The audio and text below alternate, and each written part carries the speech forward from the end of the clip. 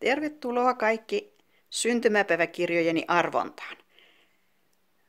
Kiitos aktiivisesta osallistumisesta blogin puolella kirja-arvontaan ja kiitos kaikista onnitteluista. 5. huhtikuuta oli minulla syntymäpäivä ja siinä yhteydessä laitoin arvottavaksi 2 Kummeruksen lahjoittamaa kirjaa. Eli koko kodin värikasvio, koko perheen värikasvio ja sitten kukoistava keidas. Ja mieheni toimii nyt onnettarena.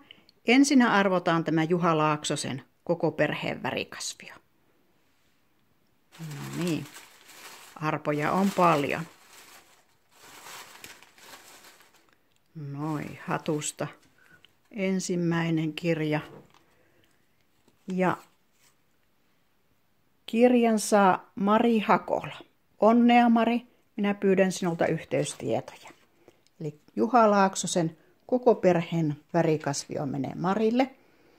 Ja sitten toinen kirja arvotaan Kooste Viherpihalehden parhaista artikkeleista on tämä kirja nimeltään Kukoistava keidas.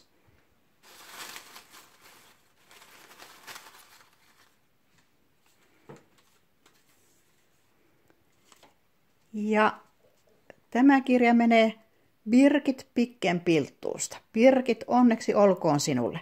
Sinä olet aikaisemminkin voittanut jotain siemenarvonnoista, eli sinulla on tosi hyvä tuuri. Onnea sinulle. Ja yhteystiedot Birgit myös sinulta. Ehkä ne löytyykin minulta sieltä. Ja jatkossakin tulee arvontoja. Eli minulla on monelta kustantajalta blogissa yhteistyökumppanuus. Olen saanut kirjoja. Ja sitten lisäksi täältä puutarhan puolelta on tulossa myöskin puutarhan tuotepalkintoja. Eli käykää aina sillä blogissa ja myöskin Facebookin puolella ilmoittelen näistä.